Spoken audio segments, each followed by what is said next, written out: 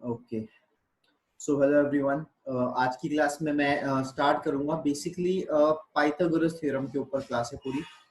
Pythagoras theorem के अलावा भी हम बात करेंगे परपेंडिकुलर्स के ऊपर, या फिर कुछ एक प्रॉपर्टीज जो राइट एंगल ट्रायंगल की आती है, या कुछ एक कंस्ट्रक्शंस जो परपेंडिकुलर के बेस्ड होते हैं। ये बेसिकली आज की क्लास उसके ऊपर है। तो चलिए, अगर मैं सबसे पहले आप लोगों को राइट एंगल ट्रायंगल बना करके उसकी दो तीन प्रॉपर्टीज बताता हूँ। तो जो हमारा राइट एंगल ट्रायंगल है वो कुछ इस तरीके से है। एंड यस, सो इस राइट एंगल ट्रायंगल में लेट्स से इसका नाम है ए, बी और सी। नाउ आपको ये चीज तो मैं पहले बोल चुका हूँ कि ए के अपोजिट जो साइड है उसे स्मॉल ए से बोलेंगे, और बी के अपोजिट जो साइड है उसे स्मॉल बी से बोलेंगे। एक काम करते हैं, मैं चाहता हूँ इसको हम सी दे, है ना, और इसको हम बी दे। स्टैंडर्डली कुछ लर्न करवाना चाहता हूँ मैं आपको, है ना। और इसके अपोजिट हम सी दें और इसके अपोजिट हम बी दें। ये तो कुछ आपके पास यहाँ पे चीजें हो गई। नाउ सबसे पहले पाइथागोरस जो बेसिक प्रॉपर्टी होती है वो ये वाली प्रॉपर्टी होती है आपके पास की, दैट इज सी स्क्वायर, यानी सी स्मॉल सी बेसिकली जो साइड है, C square that is equals to A square plus B square. ये पाइथागोरस थ्योरम का जो एक स्टैंडर्ड नोटेशन है वो आपको लर्न करना है, सबको याद भी होगा। ठीक है, नाउ उसमें कुछ दो तीन छोटे छोटे से और पॉइंट्स होते हैं। ठीक है, ये एक और मैंने यहाँ पे लेट्स से परपेंडिकुलर ड्रॉप किया है। ये क्या परपेंडिकुलर है, देखो एक तो आपके पास ये राइट एंगल ट्रायंगल है तो एंगल सी 90 है ही सही। एक मैंने यहाँ से और परपेंडिकुलर ड्रॉप किया है। ठीक है, तो इसको अगर हम बोले पॉइंट पी बोल दें, है ना, तो मैं अगर अज्यूम करूं सीपी को स्मॉल पी से, पी फॉर परपेंडिकुलर, बस सीपी को स्मॉल पी से बोलूं, और साथ ही साथ मैं आपको एपी है उसे स्मॉल एक्स से बोलूं, और पीवी है उसे मैं स्मॉल वाई से बोलूं। ये कुछ नोटेशंस का हम यहाँ पे यूज करते हैं, है ना। तो ये यहाँ से ये हो गया एक्स हो गया यहाँ तक, और यहाँ से ये वाई हो गया यहाँ तक। Now there are certain some small relationships जो आगे मैं आपको वैसे तो डिटेल में प्रूव करवाऊंगा सिमिलर ट्रायंगल के अंदर, बट मैं चाहता हूं कि आप इसको यहाँ पे लर्न कर लें और थोड़ा सा माइंड में फिट करें। सबसे पहली रिलेशनशिप होती है that is P square that is equals to X into Y. Because Pythagoras theorem के जो क्वेश्चंस क्रिएट होंगे, या जनरली भी जो क्वेश्चंस क्रिएट होंगे जिसमें राइट एंगल ट्रायंगल फॉर्म होता है, उस राइट एंगल ट्रायंगल वाले क्वेश्चंस के अंदर इसका यूज आपको बहुत क्वेश्चन को आसान कर देगा, आपके 5-6 स्टेप्स बचा देगा। तो P square is equals to X into Y, मतलब ये जो परपेंडिकुलर मैंने ड्रॉप किया है ना, we should change the colour, की जो परपेंडिकुलर मैंने ड्रॉप किया ये वाला यहाँ से लेकर के यहाँ तक, तो ये जो इसका स्क्वायर है that should be equals to, एक तो ये वाला x हो गया और ये वाला y हो गया, इन दोनों का प्रोडक्ट हो गया। ठीक है, इसके बाद अगला अगर मैं बात करूं तो next is 1 upon P square that is equals to 1 upon basically a square plus b square. So ये हो गया आपका 1 upon P square that is equals to 1 upon A square plus 1 upon B square. ये आपकी एक relationship होती है। दो यहाँ पे जो मैंने प्रॉपर्टीज लिखी है कि एक जो परपेंडिकुलर है, परपेंडिकुलर पी, उसका बाकी दो साइड्स ए और बी से क्या रिलेशनशिप है, that is 1 upon P square is equals to 1 upon A square plus 1 upon B square. Second है कि जो पी परपेंडिकुलर है उसका ये हाइपोटेन्यूज के जो दो पार्ट हो गए। अब ये मत सोचना कि पी परपेंडिकुलर है तो एक्स और वाई इक्वल हो जाएंगे, मीडियन नहीं, इट्स ओनली परपेंडिकुलर, उसमें ये रिलेशनशिप होती है। ठीक है, तो ये दो तीन छोटी छोटी सी चीजें जो आपको याद रखनी है। ठीक है, नेक्स्ट है कि हाइपोटेनियस जो आपकी होती है एक राइट एंगल ट्रायंगल में, that is the longest side, आपको पता होना चाहिए, क्योंकि हम ये प्रीवियस क्लास में ये हम देख चुके हैं कि एक ट्रायंगल में जो साइड बड़ी होती है उसके अपोजिट का एंगल बड़ा होता है, या इसका रिवर्स केस की अगर एंगल बड़ा है तो उसके अपोजिट की साइड बड़ी होती है। अगर आपने प्रीवियस क्लास नहीं देखी तो सबसे पहले उसे कवर करो, ठीक है, उसके बाद ये वीडियो देखना। तो सबसे पहले मैं बात करूं, ए बी है वो 90 डिग्री के अपोजिट है, और 90 डिग्री राइट एंगल ट्रायंगल का सबसे बड़ा एंगल होता है, इसलिए ए बी जो है वो एसी से भी बड़ी है, और साथ साथ ए बी जो है वो दूसरी साइड बीसी से भी बड़ी है। ठीक है, अगर इसके अलावा, ये तो हुई राइट एंगल ट्रायंगल की एक दो प्रॉपर्टीज की बात। अगर इसके अलावा मान लो दो टाइप के और ट्रायंगल्स बचे, कि एक तो बच गया आपके पास ऑब्ट्यूज एंगल ट्रायंगल और एक आपके पास बच गया एक्यूट एंगल ट्रायंगल। तो अगर आपके पास एक्यूट एंगल ट्रायंगल आता है तो फिर आप क्या करेंगे, ऑब्ट्यूज एंगल ट्रायंगल में क्या करेंगे। देखिए, अगर मैं बात करूं ऑब्ट्यूज एंगल ट्रायंगल की, वही ये वाला एंगल सी कंसीडर कर लो। पहले वाले क्वेश्चन में सी 90 था, इसमें जो है सी 90 से बड़ा है, तो यहाँ पर क्या केस बनेगा, और यहाँ पे सी 90 से छोटा है। तो अगर मैं बात करूं एक ऑब्ट्यूज एंगल ट्रायंगल या एक्यूट एंगल ट्रायंगल की, इसमें पाइथागोरस थ्योरम तो नहीं होती, ये वाली जो आपकी मेन पाइथागोरस थ्योरम है ये तो नहीं होती, पर इसी का एक छोटा रिजल्ट जरूर होता है। पाइथागोरस का छोटा रिजल्ट यहाँ पे क्या होता है, यहाँ पे बेसिकली सी स्क्वायर जो है that should be greater than A square plus B square हो जाएगा, और नीचे वाले क्वेश्चन में C square is less than A square plus B square हो जाएगा। आगे विद प्रूफ बात करेंगे इसके ऊपर डिटेल में, पर मैं चाहता हूँ आप ये हल्का सा माइंड में रखें कि पाइथागोरस कुछ भी नहीं होता, आपके ट्रायंगल की तीनों साइड्स के बीच की एक रिलेशनशिप होती है कि एक ट्रायंगल में अगर 3 साइड्स हैं और अगर मुझे 2 साइड्स दे रखी हैं तो तीसरी साइड्स पे क्या कमेंट किया जा सकता है, क्या उसकी वैल्यू निकाली जा सकती है, उसकी रेंज निकाली जा सकती है। अगर मैं एक छोटा सा एग्जांपल यहाँ पे लूं, इट्स नॉट स्क्वायर, अगर मैं एक छोटा सा एग्जांपल यहाँ पे लूं, मैं आपको बोलूं यार आपका ना ये एक एक ऑब्ट्यूज एंगल ट्रायंगल है, ऑब्ट्यूज एंगल ट्रायंगल में अगर 2 साइड्स हैं आपके पास 3,5, तो लॉन्गेस्ट साइड क्या होगी? अब लॉन्गेस्ट है इसलिए मैंने इसको सबसे बड़े एंगल के अपोजिट रखा है, लेट्स से ये ए है, तो according to the sorry according to the given situation A square that should be greater than 3 square plus 5 square. जो ए का स्क्वायर है वो इन दोनों के स्क्वायर से बड़ा होना चाहिए। Now A square should be greater than 3 square 9, 5 square is 25, 25 और 9 कितना हो गया 34, तो ए स्क्वायर अगर 34 से बड़ा है तो A should be greater than root 34। Root 34 हम निकाल सकते हैं 5 पॉइंट समथिंग होगा, है ना। इसी के साथ साथ sum of the two side should be greater than third side भी हमने पढ़ा है। तो यहाँ से अगर मैं सेकेंडली स्टार्ट करूँ कि sum of the two sides 3 plus 5 that should be greater than A, यानी कि 8 should be greater than A और that should be greater than root 34। तो ये हमारे पास जो है रेंज आ गई थर्ड साइड की। यानी कि आप लोगों को ये समझ में आ जाना चाहिए कि चाहे पाइथागोरस थ्योरम हो राइट एंगल ट्रायंगल के लिए, या ये पाइथागोरस का रिजल्ट हो, जो मैंने 2 रिजल्ट्स आपको यहाँ पर बताए हैं, ये रहे आप लोगों के लिए। पहला रिजल्ट ये रहा और दूसरा रिजल्ट ये रहा। It means Pythagoras can be extended for a right angle triangle, sorry for obtuse angle triangle and for an acute angle triangle. तो ये चीज आपको माइंड में रखनी है। ये हम आगे डिस्कस करेंगे, इसका यूज भी आगे डिस्कस करेंगे। फिलहाल ये कुछ एक दो तीन छोटी छोटी सी पाइथागोरस की प्रॉपर्टी हुई। मैं उम्मीद रखता हूँ कि फर्स्ट तो पाइथागोरस का जो स्टैंडर्ड नोटेशन सबको याद होगा, कि सेकंड थर्ड ये दो चीजें नहीं हो सकती काफी स्टूडेंट्स के लिए, ये आपको सीधा लर्न करना है। आगे प्रूफ बताऊंगा मैं फ्यूचर में इसका। P square is equal to X into Y, 1/p square is equal to 1/a square plus 1/b square. ये इतनी इंपॉर्टेंट है कि अगर किसी क्वेश्चन में ये लगी और आपने सीधा ऑब्जर्व कर लिया तो क्वेश्चन 2 लाइन में भी खत्म हो जाएगा। ठीक है, तो चलिए पॉज करके आप इसे नोट कर लीजिए, मैं आगे आपको लेके चलता हूँ। सॉरी, तो आइए स्टार्ट करते हैं। Will go with the very first question. तो आपका जो सबसे पहला क्वेश्चन है वो इस तरीके से है कि in triangle A B C, in triangle A B C अगर मैं बात करूं कि angle C that is equals to 90 degree, और साथ ही साथ मैं बात करूं कि A D is bisector, AD is bisector of angle A, AD जो है वो एंगल A का बाइसेक्टर है। Now CD is equals to 1.5 centimetre, CD जो है वो 1.5 सेंटीमीटर है। And similarly the value of BD is equals to 2.5 centimetre. Then find AC, then find AC। आइए इसका सॉल्यूशन देखते हैं। देखो ये तो एक अच्छा और आसान सा क्वेश्चन है। मैं आसान इसलिए बोलता हूँ क्योंकि ऐसे क्वेश्चन जिसमें आपको ज्यादा कंस्ट्रक्शन ना करना पड़े, या फिर जिसका स्टार्टिंग प्रोसेस भी आपको पता हो। कंस्ट्रक्शन के साथ साथ एक और इम्पोर्टेंट चीज ये होती है कि क्वेश्चन स्टार्ट आप कर सकते हो। तो अगर आप, ओहो ये तो राइट एंगल ट्रायंगल है, मैंने थोड़ा गलत बना दिया। अगर आप स्टार्ट कर सकते हो इजीली तो आप फिर उसे फिनिश भी इजीली कर दोगे। बिकॉज ज्योमेट्री के मेजर क्वेश्चंस की प्रॉब्लम ये होती है कि बच्चों को ये समझ में नहीं आता कि इस क्वेश्चन को स्टार्ट कहाँ से करें। ये एक राइट एंगल ट्रायंगल है, ये एंगल सी आपको 90 दे रखा है, this is A point and this is B. So this is right angle triangle ABC. Now the question is saying that AD is the bisector of angle A. तो if AD is the bisector of angle A, तो यहाँ से ये मैंने bisector जो है ये draw किया।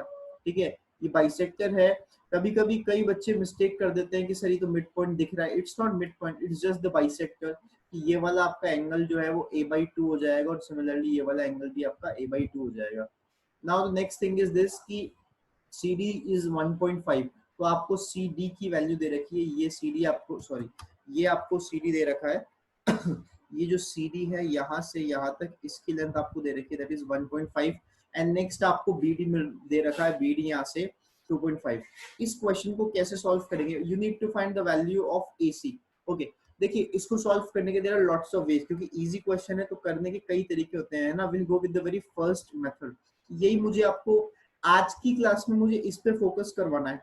देखो यहाँ पे क्या है, will use a very small property. ये जैसा मैं आपसे प्रीवियसली क्लासेस में भी बोल चुका हूँ कि एनसीईआरटी के जो छोटे छोटे क्वेश्चंस होते हैं उसी को यूटिलाइज करके जो है ओलंपियाड्स के क्वेश्चन कई बार फ्रेम किए जाते हैं।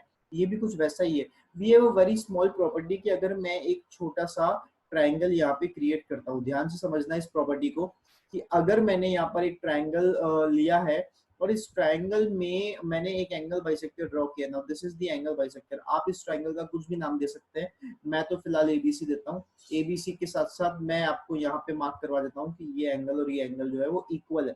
तो this is the angle bisector. अगर ये एंगल बाइसेक्टर है, इस पॉइंट का आप जो चाहे नाम दो, मैंने डी दे दिया।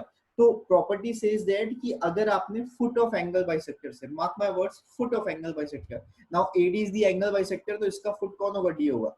तो अगर आपने फुट ऑफ एंगल बाइसेक्टर से दोनों रिमेनिंग साइड्स पे परपेंडिकुलर ड्रॉप किए, रिमेनिंग साइड कौन कौन सी हो गई? A B and D C, these are the two remaining sides, ठीक है। अगर आपने यहाँ परपेंडिकुलर ये परपेंडिकुलर से ड्रॉप किए तो इनकी वैल्यू इक्वल है, लेंथ इक्वल हो जाएगी।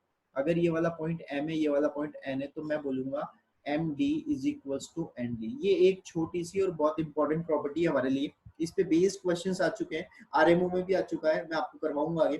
तो प्रॉपर्टी कहती है कि अगर किसी ट्रायंगल में foot of the perpendicular, sorry, foot of the angle bisector से, एडी क्या था आपका?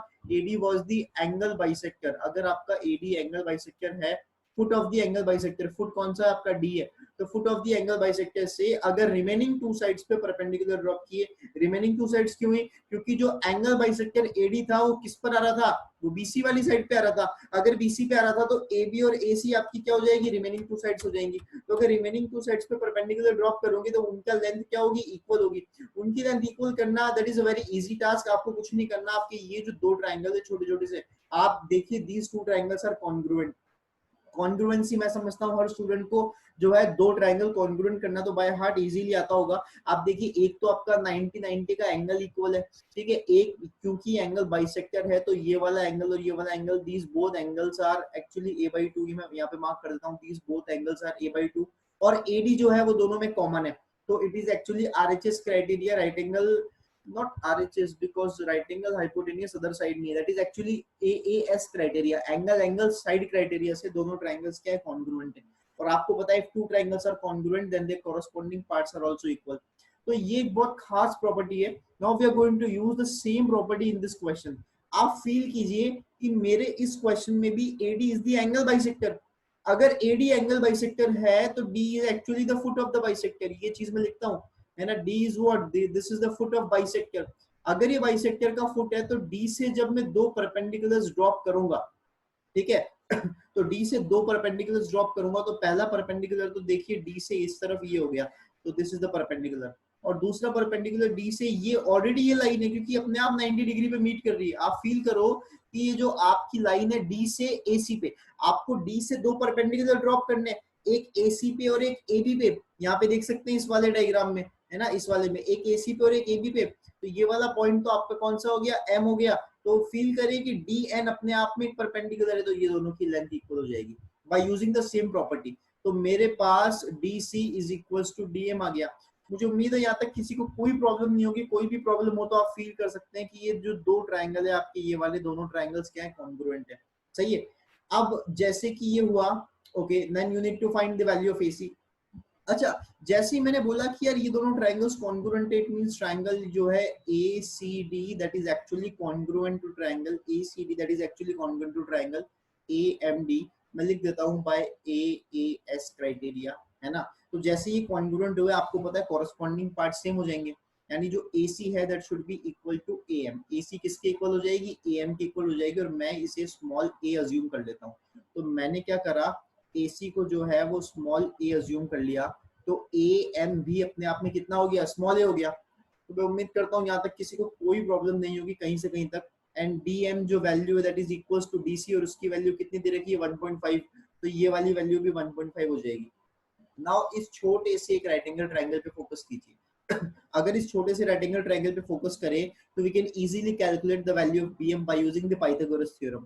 तो जैसा मैंने बोला था कि पाइथागोरस थ्योरम जो है इसमें इजीली अप्लाई हर कोई स्टूडेंट कर सकता है। तो आप ना इजीली चेक कर सकते हैं कि that is actually what, that is actually root of 2.5 square minus 1.5 square, ठीक है। 2.5 square minus 1.5 square, A square minus B square लगा दें तो a माइनस बी तो 1 हो जाएगा और a प्लस बी 4 हो जाएगा, इसका वैल्यू 2 हो जाएगा। BM2 आ गया। Now the final step is कि हम जो है इन ट्रायंगल ACB जो हमारा ओरिजिनल ट्रायंगल है उसमें भी तो पाइथागोरस लगा सकते हैं because it's a right angle triangle. तो आप फील कीजिएगा that is actually A square plus A square, तो ए सी स्क्वायर हो गया। Now C B square is what, C B square में आपका क्या होगा 1.5 plus 2.5 that is actually 4 square that is equals to am plus M B, am का value small a है और mb का वैल्यू स्मॉल 2 है, इसका होल स्क्वायर। तो बहुत इजीली वी कैन सी कि एक हमारे पास लीनियर इक्वेशन आ जाएगी a square plus 16 that is equals to a square plus 4 plus 4a, a square से a स्क्वायर कट जाएगा that is implying 4a is equals to 12 that is implying a is equals to 3। तो आपके पास जो है a is equals to 3 आ गया। तो इस तरीके से, हालांकि ये जो प्रोसेस है ना, इससे बहुत शॉर्ट प्रोसेस भी है जो मैं आगे बताऊंगा, पर ये प्रोसेस लॉन्ग है, फिर भी मुझे करवाने का रीजन क्या है, एक तो ये प्रॉपर्टी जो है मुझे आपको सिखानी थी जिसपे मैं भी बॉक्स बनाने वाला हूँ। तो दिस इज द प्रॉपर्टी, ये प्रॉपर्टी जो है एक आपको मुझे सिखानी है। तो ये जो मैंने बॉक्स बनाया है इस प्रॉपर्टी को आप अलग से नोट कीजिएगा, अच्छे से याद कीजिएगा, ये लर्न करनी है, ठीक है। और इसके अलावा जो है पाइथागोरस थ्योरम इसमें 2 बार यूटिलाइज हुई है, तो ऐसे क्वेश्चंस भी आ चुके हैं। लास्ट ईयर भी एक क्वेश्चन ऐसा था जिसमें पाइथागोरस 2 बार या 3 बार, एक ही क्वेश्चन में 2 या 3 बार यूज करनी पड़ी थी। तो ऐसे क्वेश्चंस भी आते हैं एग्जाम के अंदर, लास्ट ईयर एक क्वेश्चन था। चलिए, तो ये आप पॉज करके वीडियो से नोट कीजिए और मैं जो है थोड़ा रफ करके मेरा सेकंड मेथड बताऊंगा। मैं इसको थोड़ा सा रफ कर रहा हूं यहाँ से। सेकंड मेथड जो है आई यूज अनदर प्रॉपर्टी, एक और प्रॉपर्टी का यूज करूंगा, एक्चुअली एक थ्योरम का यूज करूंगा जिसका नाम है angle bisector theorem. Angle bisector theorem जो है कुछ स्टूडेंट्स को हो सकता है ऑलरेडी आती हो, ठीक है। जहां पे भी एंगल बाइसेक्टर, और ये एक्चुअली अप्लाई करना बहुत आसान है। ये ए हटा देते हैं फिलहाल के लिए, और ये भी हटा देते हैं, ये पॉइंट भी हटा देते हैं, ये भी हटा देते हैं, ये भी हटा देते हैं, ठीक है। नाउ ये अपनी जो है लाइन, सॉरी, यहाँ से यहाँ तक this is the complete line, ठीक है ना। और क्लियर कर देता हूँ एकदम फिगर, ओरिजिनल फिगर पर हम आ गए। ये ओरिजिनल फिगर आपको दे रखा था। What is the angle bisector theorem, ये मेरा जो सेकंड मेथड है, this is actually based on angle bisector theorem. इसके लिए वापस से मैं आप लोगों को एक ट्रायंगल दिखाता हूँ और वो ट्रायंगल कुछ इस तरीके से है कि अगर आपके पास कभी भी एक ट्रायंगल आता है जिसमें एंगल बाइसेक्टर ड्रॉ किया होता है, ठीक है, जिसमें एंगल बाइसेक्टर ड्रॉ किया होता है, this is point A, this is point B, this is point C. अगर एक एंगल बाइसेक्टर, सॉरी, अगर एक एंगल बाइसेक्टर उसमें ड्रॉ किया है, लेट अस सपोज कि this is the angle bisector, ठीक है, तो वो एंगल बाइसेक्टर जो है आपकी अपोजिट साइड को डिवाइड करता है। आप देखिए कि एडी ने इसको डिवाइड कर दिया, so it is dividing in the same ratio as the ratio of these two sides. AD ने बीसी को बीडी और डीसी के रेशियो में डिवाइड किया। This ratio is similar to the ratio as AB and AC. ये ratio remaining two sides के ratio के बराबर है। ये जो है एंगल बाइसेक्टर थ्योरम है, इसका भी प्रूफ मैं आपको सेम ऊपर वाले प्रूफ के साथ ही करवाऊंगा अलग चैप्टर में, सिमिलर ट्रायंगल्स के टाइम। तो यहाँ पे आप ध्यान रखिएगा कि किसी भी ट्रायंगल में अगर एंगल बाइसेक्टर है तो angle bisector is dividing the opposite side in the same ratio as the sides containing that angle bisector. इस एंगल बाइसेक्टर को AB और AC ने कंटेन किया था, तो AB और AC के रेशियो के इक्वल इसका रेशियो होगा सॉरी। नाउ अगर आप यहाँ पे देखें ध्यान से, तो दिस इज, अगर मैं AC को यहाँ पे स्मॉल a और कंप्लीट AB को स्मॉल b कंसीडर कर लूं, कुछ भी कंसीडर कर लो, कोई फर्क नहीं पड़ता, तो by using this property we can easily say that कि भाई a अपॉन b जो रेशियो है that is equals to 1.5 upon 2.5। मुझे नहीं लगता कोई प्रॉब्लम होगी आपको यहाँ पे। अगर आप पॉइंट से पॉइंट कट करेंगे और 5 का डिवाइड देंगे तो यू विल गेट 3/5। तो यहाँ से b हमें बहुत इजीली 5 अपॉन 3a मिल सकता है, 5/3a। यस, तो आपके पास b का वैल्यू आ गया 5/3a। Now by using Pythagoras theorem की a square plus 4 square that is equals to b square and a square plus 4 square that is equals to b की जगह we can put 5/3a whole square, तो we can easily calculate that a is equals to 3। ये आपका second approach था इस पे based. तो जहां पे भी एंगल बाइसेक्टर आ जाता है वहां पे हमें एंगल बाइसेक्टर थ्योरम याद आ जानी चाहिए, which is the important theorem. चलिए नोट कीजिए इसको। मैं उम्मीद करता हूं कि ये जो फर्स्ट प्रॉपर्टी मैंने आपको बताई है ये आपको अच्छे से समझ में आई होगी, और इसी पे बेस्ड एक क्वेश्चन जो आरएमओ में आया which is the very good question. आइए उसकी तरफ मूव करते हैं, नोट कर लो इसे पॉज करके। तो मैं आपको लेके चलता हूँ नेक्स्ट क्वेश्चन पे। ये आपका जो क्वेश्चन है it has come in RMO 2007, RMO 2007 में आया था। It is saying that let ABC be an acute angle triangle, acute angle triangle. Let ABC be an acute angle triangle. AD be the bisector. AD be the bisector. AD be the bisector of angle BAC. AD be the bisector of angle BAC with with D on BC, with D on BC, and and BE and BE be the altitude, and BE be the altitude, and BE be the altitude from B on AC, B on AC, then show that angle CED is greater than 45 degree. तो RMO is purely subjective, तो proof करने वाला question है. ठीक है, आइए solution पे move करते हैं. देखो जो प्रीवियस प्रॉपर्टी है उसका इसमें यूज होगा, और क्या जबरदस्त यूज होगा. आपका क्वेश्चन कितना इजी कर देगा आप फील करना. RMO आपको पता है कि ऐसा एग्जाम होता है जिसके क्वेश्चन बहुत चैलेंजिंग होते हैं. अगर आपने ओवरऑल 6 क्वेश्चन आते हैं, उसमें से अगर आपने 3 कर दिए तो आप बहुत श्योर सिलेक्ट हैं, और अगर आपने 2 भी किए हैं तो you have very high chances to get select. तो 2 क्वेश्चंस में ये इंपॉर्टेंस है, और ये 3 घंटे का एग्जाम है. तो आप सोचिए अगर 3 घंटे में आपको 2 क्वेश्चन 2.5 क्वेश्चन करने हैं, तो एक क्वेश्चन में आपको कितना टाइम मिलेगा, है ना. अगर आपको ये प्रॉपर्टी पता है तो मैं कह सकता हूँ ये क्वेश्चन आप विद इन 10 मिनट्स कर देंगे. तो देखिए आपको बोला है let ABC be an acute angle triangle, AD is the bisector. अगर मैं AD एक बाइसेक्टर ड्रॉ करूं, ये लीजिए AD इज द बाइसेक्टर, ये मैंने AD एक बाइसेक्टर ड्रॉ कर दिया, and this point is D. AD is the bisector of angle BAC with D on BC. देखो हमने D को BC पर ही रखा है, कोई प्रॉब्लम नहीं है. BE be the altitude, तो BE एक एल्टीट्यूड है. आइए BE एक एल्टीट्यूड है, पॉइंट B से हमें एक एल्टीट्यूड ड्रॉ करना है. दिस इज BE, और ये मैं मार्क करता हूँ पॉइंट E. एल्टीट्यूड है तो हैंड टू हैंड 90. जितना डायग्राम क्लियर होगा, अच्छा होगा, सुंदर होगा, उतना जल्दी ऑब्जर्व आप करेंगे. Next we need to see that we have asked about to show that angle CED is greater than 45. तो मुझे अगेन CED के लिए इसको ज्वाइन करना पड़ेगा भाई. ठीक है, ओके. देखिए प्रीवियस क्लास में ना प्रीवियस क्लास में मैंने आपको शायद एक प्रॉपर्टी बताई थी कि एक राइट एंगल ट्रायंगल में अगर हाइपोटेनियस का मिड पॉइंट है ना, तो वो तीनों वर्टाइसिस से इक्वल डिस्टेंस पर होता है. ये आपको ध्यान रखना है भाई, है ना. ये मैं फिर से याद दिला दूं क्योंकि डायग्राम ऐसा आ चुका है. आपको अगर डायग्राम देखते ही अगर प्रॉपर्टी याद आ जाती है ना, तो बहुत ही अच्छी बात है भाई, मजा आ जाएगा. ठीक है, तो अगर ये वाला पॉइंट है जो हाइपोटेनियस का मिड पॉइंट है, तो ये तीनों वर्टेसिस से इक्वल डिस्टेंस पर होता है. कई बार बच्चे ये मिस्टेक यहाँ कर देते हैं, ये राइट एंगल ट्रायंगल बीईसी देखते हैं और सोचते हैं जैसे डी वो पॉइंट मिल गया, डी बी और डी ई और ये तीनों इक्वल हो जाएंगे. पर ऐसा है नहीं, because D is not given as the mid point. ठीक है, तो ऐसा बिल्कुल भी नहीं है, तो वो नहीं करना है. चलिए अब हमें क्या करना है, what we have given so far. हमें एक तो इसने एंगल बाइसेक्टर दिया है, तो ये वाला एंगल अगर थीटा है तो ये वाला एंगल भी थीटा है, a/2 है.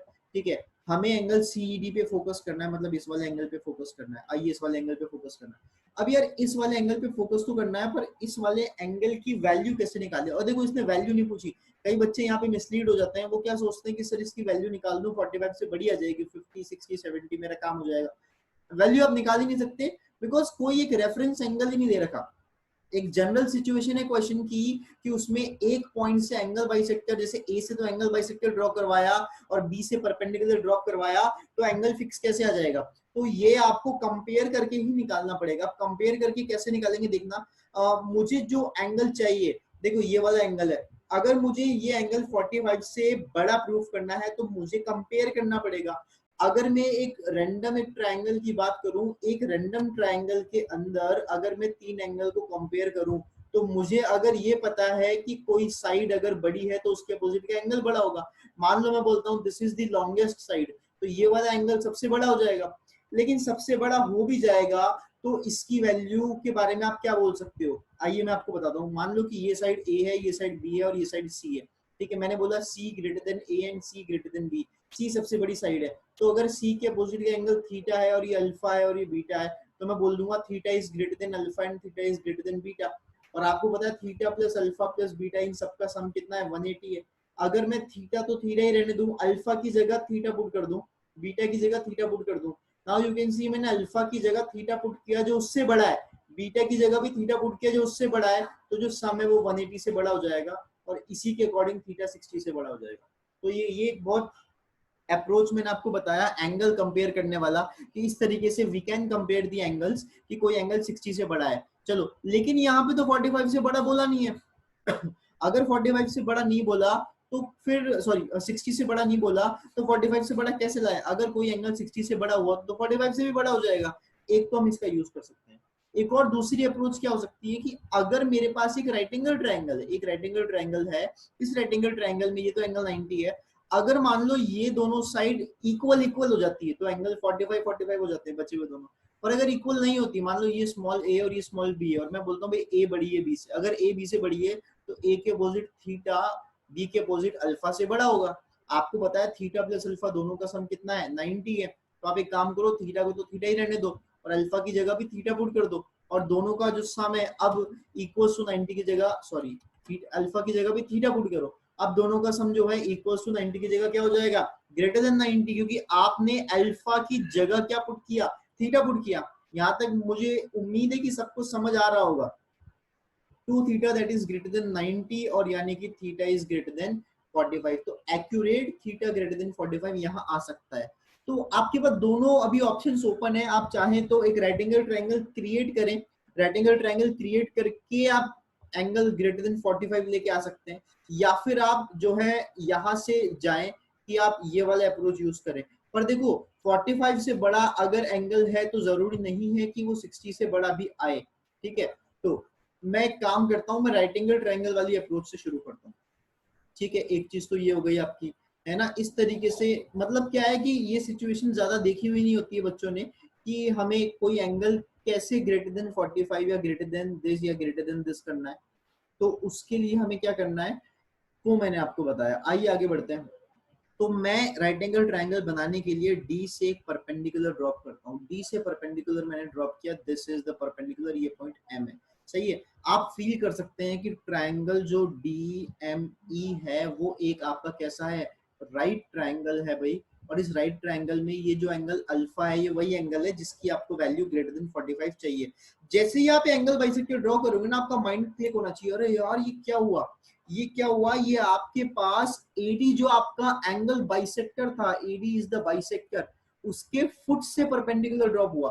तो तुरंत आपका माइंड स्ट्राइक करना चाहिए कि यार ये तो वो प्रॉपर्टी है कि अगर एडी एंगल बाइसेक्टर है उसके फुट से मैं दोनों साइड्स पे परपेंडिकुलर डालू ना, एक पे क्यों डालू, मैं दोनों पे परपेंडिकुलर डालू, दोनों पे परपेंडिकुलर डालूंगा तो दोनों की वैल्यू क्या हो जाएगी? सेम हो जाएगी, है ना। तो मैं लिखता हूं by our property, bye our previous property, है ना, बाय अवर प्रीवियस प्रॉपर्टी। मैं उम्मीद करता हूँ ये आपको समझ में आ रहा होगा। ये देखिए प्रॉपर्टी याद होगी तो ही आप आगे बढ़ पाएंगे, वरना आप स्टक हो जाएंगे इस जगह। By our previous property we can say that DM is equals to DN. सही बात है, डीएम डीएन के इक्वल हो जाएगा। चलिए कुछ पॉइंट्स में कंसीडर कर रहा हूँ, ये वाला पॉइंट एस है ना। और एक छोटा सा कंस्ट्रक्शन और, मैं जो है डी से एक और परपेंडिकुलर ड्रॉप करता हूँ बीई पे, है ना। उसका रीजन क्या है, मैं एक सेकेंड इसको थोड़ा सही बना दूं, परपेंडिकुलर का फील आना चाहिए। हाँ, उसका रीजन क्या है? उसका रीजन है कि जो आपका फिगर है ना, मैं हल्का सा शेड करके दिखाता हूँ आपको, ये वाला, ये जो फिगर है आपका, ये आपके पास एक क्या आ जाएगा? रेक्टेंगल आ जाएगा। ये कलर तो कम विजिबल होगा, मैं कलर चेंज कर देता हूँ। We should take this one, I think अब दिखेगा। तो ये वाला जो आपका एक है रेक्टेंगल आ जाएगा। तो जैसे ही मैंने ये कंस्ट्रक्शन किया, इस पॉइंट को मैंने नाम दे दिया P, I think P is good, इस पॉइंट का नाम पी दे दिया। तो जो भी मैंने रेड से ड्रॉ किया है दैट इज माई कंस्ट्रक्शन, ठीक है। आप चाहो तो मैं लिख भी सकता हूँ, ठीक है, कि construct perpendicular DM DP and DN. I think समझ में आ रहा होगा।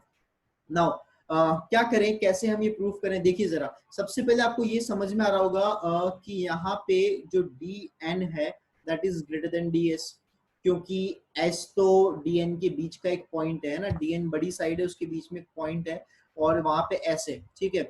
दूसरी बात आप फील कीजिए कि ये 90 तो ये वाला एंगल भी 90, तो ये एक राइट एंगल ट्रायंगल है। मैं यहाँ पे ऊपर लिख देता हूँ कि ट्रायंगल, ये तो ई था पॉइंट, कि ट्रायंगल आपका डीपीएस कैसा ट्रायंगल है?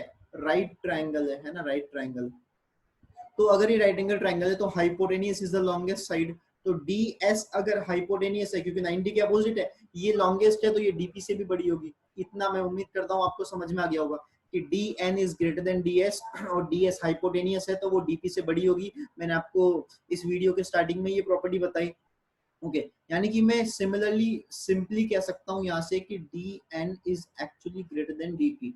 तो ये तो एक बहुत ही इंपॉर्टेंट पॉइंट आ गया कि D N is greater than D P.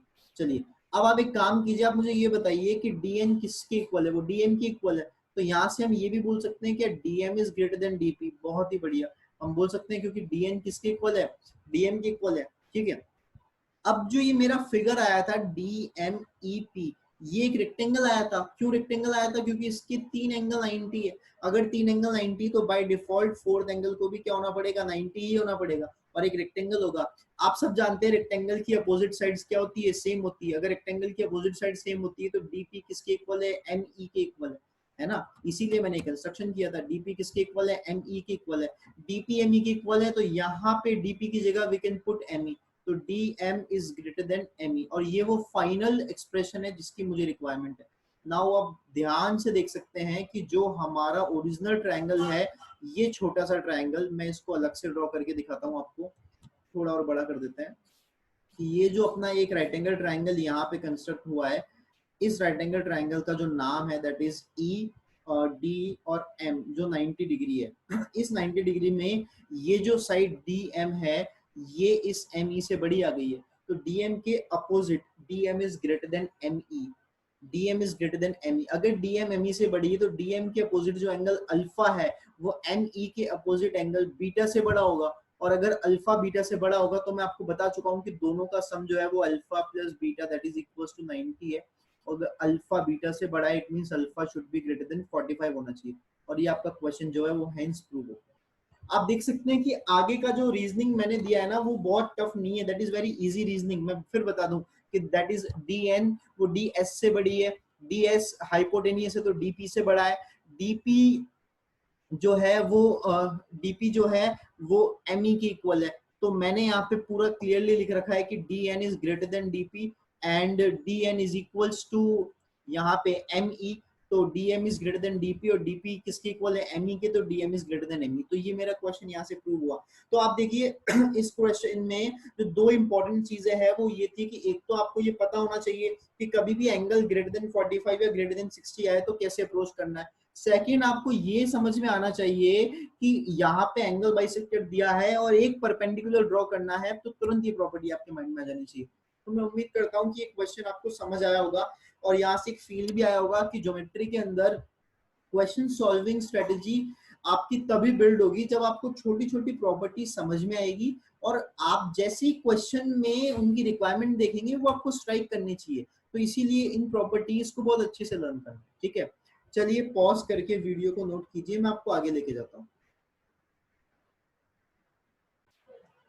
चलिए तो मैं इसको रफ करता हूँ, अगली प्रॉपर्टी की तरफ बढ़ते हैं। अगला एक क्वेश्चन भी है, प्रॉपर्टी भी है। अगले दो क्वेश्चंस हैं एक्चुअली जो एज अ प्रॉपर्टी आपको लर्न करना है, बहुत जबरदस्त इंपॉर्टेंट है वो भी।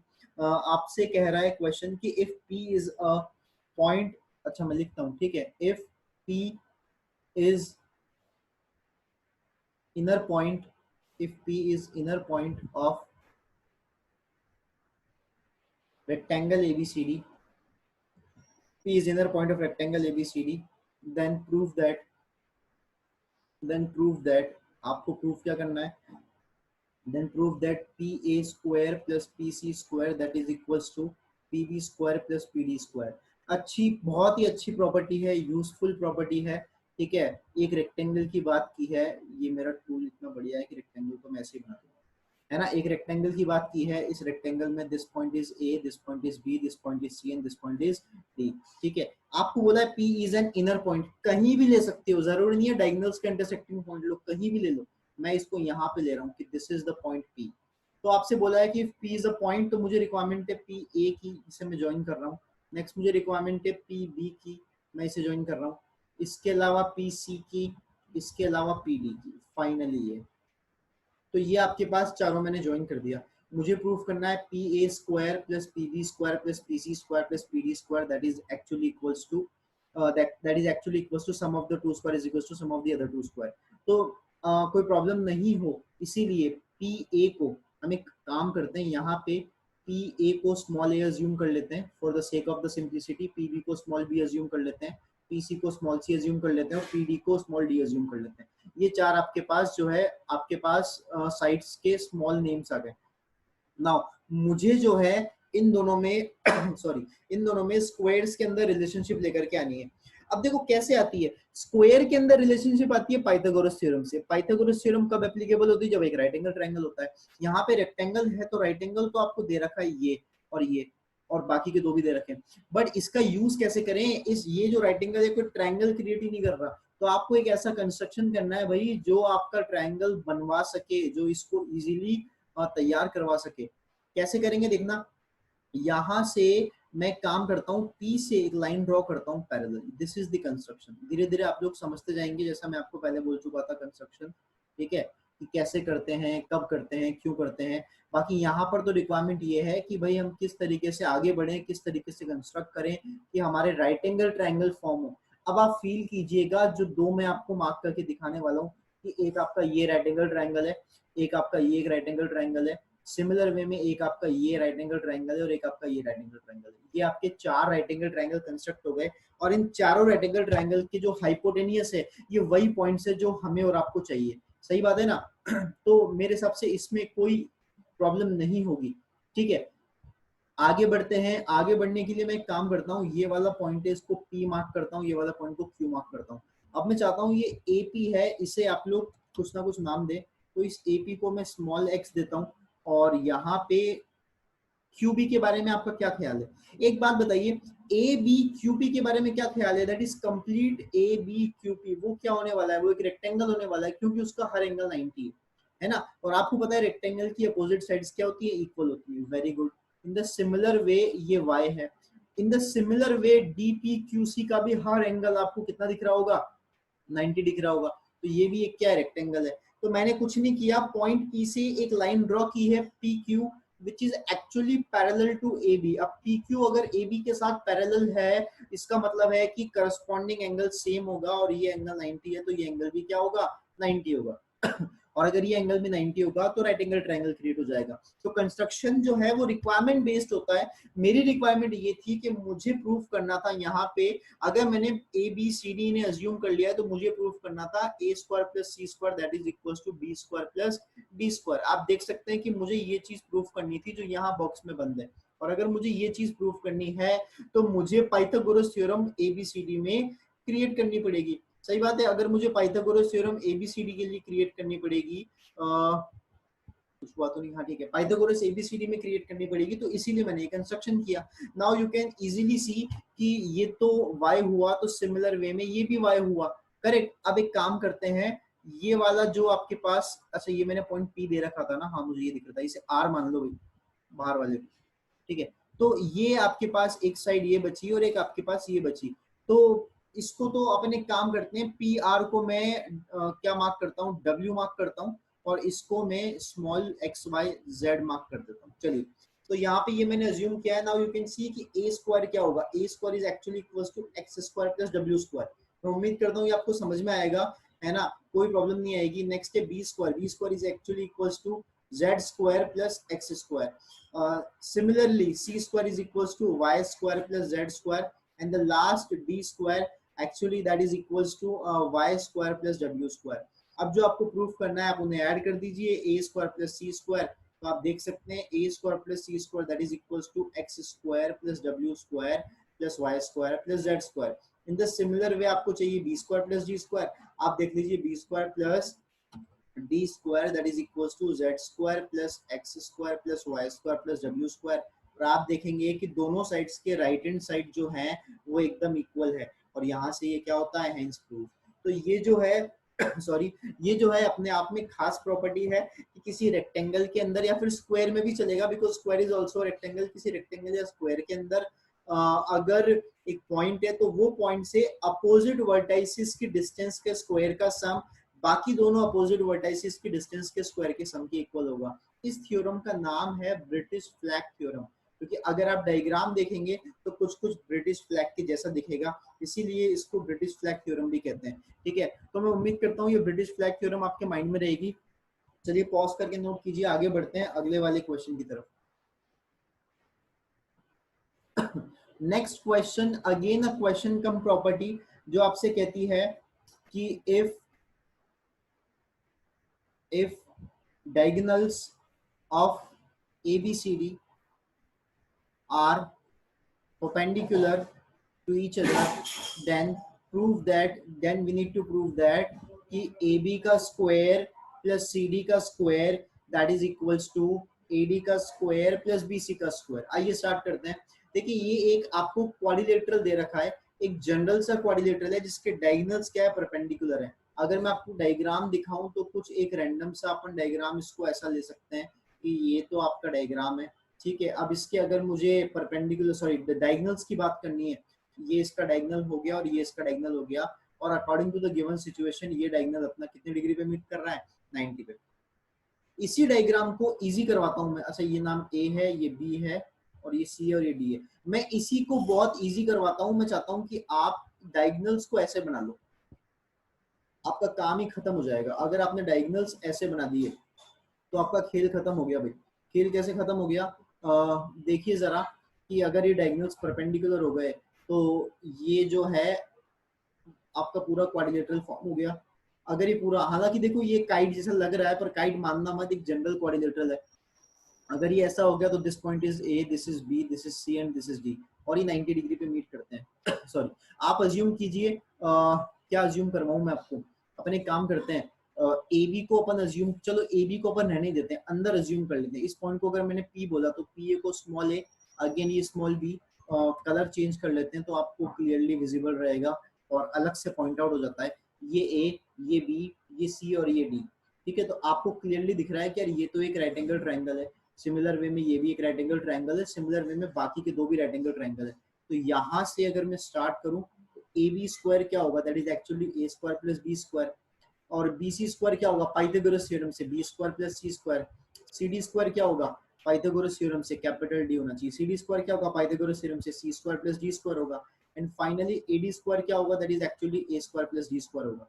तो अब आपको जैसे प्रीवियस क्वेश्चन में हमने किया था वैसे ही कर लो। A B square plus C D square अगर आपको चाहिए तो A B square plus C D square that is equals to, इन दोनों को ऐड करना है। आप देखिए ये है A square plus B square plus C square plus D square, और बचे हुए दोनों को आप ऐड कीजिए, B C square plus A D square that is equals to, वो क्या होगा, वो होगा B square plus C square plus A square plus D square. आप देख लीजिए चारों में, मतलब दोनों में ए बी सी डी और नीचे भी ए बी सी डी आ रहा है, यानी इनके आरएचएस इक्वल है, आरएचएस इक्वल मतलब एलएचएस भी इक्वल, और ये हेंस प्रूव हो गया। तो ये भी एक बहुत इंपॉर्टेंट प्रॉपर्टी है, ठीक है, इंपॉर्टेंट प्रॉपर्टी है हमारे लिए कि एक ऐसा क्वाड्रिलेटरल जिसके डायगोनल्स परपेंडिकुलर हैं उन सॉरी, एक ऐसा क्वाड्रिलेटरल जिसके डायगोनल्स परपेंडिकुलर हैं उसमें अपोजिट साइड्स के स्क्वायर का सम जो है वो इक्वल होता है, ठीक है।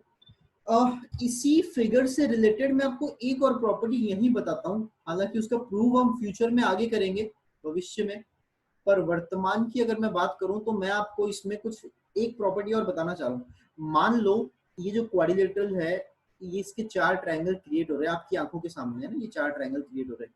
अगर ये चार ट्रायंगल क्रिएट हो रहे हैं तो इन चारों ट्रायंगल का कुछ कुछ एरिया होगा। अभी ध्यान से समझना, इस पॉइंट को अगर मैंने पी बोल दिया तो मैं अज्यूम करता हूँ कि area of triangle A D P को कुछ मानना पड़ेगा। ए बी सी डी तो मैं यहाँ ले चुका हूँ, क्या माने, अल्फा बीटा गामा डेल्टा, मैं एबीसीडी मानता हूँ, कंफ्यूज मत होना, ये अलग से बता रहा हूँ, ये क्वेश्चन खत्म हो चुका है, ये कुछ डिफरेंट आपको चीज बता रहा हूँ मैं। इसी तरीके से अगर एरिया ऑफ ट्रायंगल क्या बात करें कि डीपीसी है, उसे स्मॉल बी बोल देंगे, इसका एरिया स्मॉल है, इसका एरिया, ठीक है, इसका स्मॉल बी, इसका स्मॉल सी, इसका स्मॉल डी। मैं लिख रहा हूँ ताकि कोई कंफ्यूजन नहीं हो। Area of triangle CPB that is equals to small C, area of triangle APB that is equals to small D. तो याद रखिएगा एक ऐसा क्वाड्रिलेटरल जिसके डायगोनल्स परपेंडिकुलर हैं, उसके डायगोनल्स परपेंडिकुलर है, इनफैक्ट परपेंडिकुलर की भी जरूरत नहीं है, वेट, हाँ सही बात है, इनफैक्ट परपेंडिकुलर की भी जरूरत नहीं है, ये और इजी है, परपेंडिकुलर की भी जरूरत नहीं है। अगर परपेंडिकुलर नहीं भी है तो अपोजिट का प्रोडक्ट सेम होता है, a into C that is equal to B into D, opposite का प्रोडक्ट जो है वो सेम होता है। मैं उम्मीद कर रहा हूँ समझ आ रहा होगा, अपोजिट का प्रोडक्ट हमेशा सेम होता है किसी भी क्वाड्रिलेटरल में, है ना, 90 डिग्री डायगोनल्स होने की भी जरूरत नहीं। तो बहुत एक इंपॉर्टेंट प्रॉपर्टी यहाँ पर ये भी है।